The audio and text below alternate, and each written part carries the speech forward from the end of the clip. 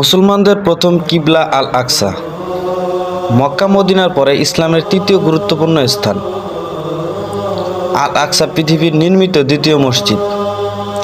মেরাজের রাতে হজরত মুহাম্মদ সাল্লাল্লাহু আলাইহি ওয়াসাল্লাম মক্কা থেকে প্রথমে মসজিদে আকসায় আগমন করেন। কোরআনের একাধিক স্থানে আল আকসাকে বরকতময় এবং পবিত্র ভূমি বলা হয়েছে। অসংখ্য নবী রাসূলের স্মৃতিধন্য এ পুণ্যভূমি দীর্ঘকাল ইসলামী শিক্ষা, সভ্যতা এবং সংস্কৃতির অন্যতম প্রাণকেন্দ্র হিসেবে পরিচিত ছিল। মক্কায় মসজিদুল হারাম নির্মাণের 40 বছর পর এই মসজিদ নির্মাণ করা হয়। প্রথমে কে আল আকসা নির্মাণ করেন তা নিশ্চিত করে জানা না গেলেও এ ব্যাপারে ঐতিহাসিক 3টি মতামত পাওয়া যায়। কেউ বলেন এই মসজিদের প্রথম নির্মাতা হলেন আদি পিতা হজরত আদম আলাইহিস সালাম। কেউ বলেন নূহ আলাইহিস সালামের সন্তান সাম। আবার কেউ বলেন এই মসজিদের আদি নির্মাতা হজরত ইব্রাহিম আলাইহিস সালাম প্রথমে এই মসজিদের ভিত্তি নির্মাণ করেন। 14 হেক্টর জায়গা জুড়ে বিস্তৃত আল আকসা কমপ্লেক্স একক কোনো স্থাপনা নয়। 4 দেয়াল বেষ্টিত এই কমপ্লেক্স মসজিদের মিনার, মেহরান ইত্যাদি মিলিয়ে ছোট বড় প্রায় 200 ঐতিহাসিক স্থাপনা রয়েছে। জানা যায় সুলাইমান আলাইহিস সালাম আকসা চত্বরে একটি আলিশান ভবন নির্মাণ করেন, যেটিকে হাইকালিন সুলাইমানি বলা হতো। পরবর্তী সময়ে ধর্মবিকৃতিকারী ইহুদিরা এটিকে তাদের মন্দির হিসেবে গ্রহণ করে। তারা এটির নাম দেয় সলোমন টেম্পলস। খ্রিস্টপূর্ব 5ম শতাব্দী ব্যাবিলনের বাদশাহ বুখতে নাসার এই কম্পাইল্ডে ব্যাপক ধ্বংসযজ্ঞ চালায়। হাইকালিন সুলাইমানিকে সেই সময় ঘুরিয়ে দেওয়া হয়। নবীদের স্মৃতিগুলোকে সব লুট করে নিয়ে যাওয়া হয়।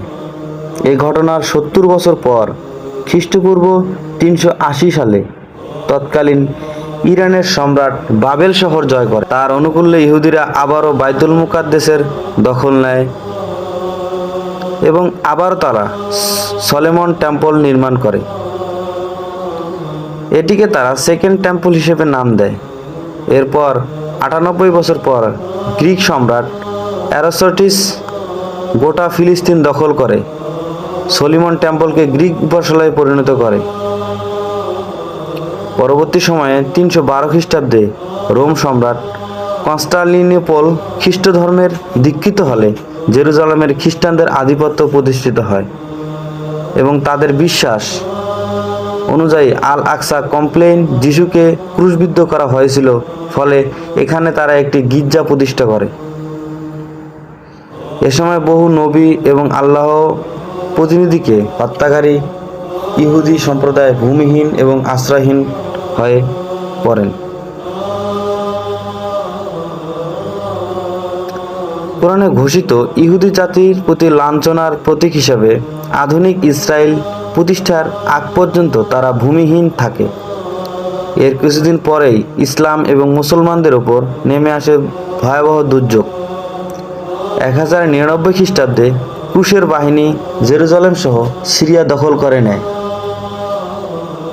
পবিত্র আল আকসা দখল করে ক্রুশেরা সেখানে গণহত্যা চালায়। মসজিদগুলোর কোনটিকে গির্জা, কোনটিকে আস্তাবলে পরিণত করে। এরপর প্রায় 90 বছর পর্যন্ত আল আকসা মুসলমানদের বেদখলে থাকে। পরবর্তী সুলতান গাজী সালাউদ্দিন আইয়ুবী বাইতুল মুকাদ্দাস পুনরুদ্ধার করেন এবং 1887 সালে আল আকসা পুনরায় মুসলমানদের নামাজ পড়ার তৌফিক হয়। এ সময় সুলতান সালাউদ্দিন আইয়ুবী বিজয়ের স্মৃতিস্মারক হিসেবে আল আকসা কমপ্লেক্সে একটি মেম্বার নির্মাণ করেন। মামুনুল হক সুলতানদের শাসনামলে এখানে আন্তর্জাতিক মানের একটি ইসলামী প্রতিষ্ঠান গড়ে ওঠে। আল আকসা আবারও ইসলামী জ্ঞান বিজ্ঞানের প্রাণকেন্দ্রে পরিণত হয়।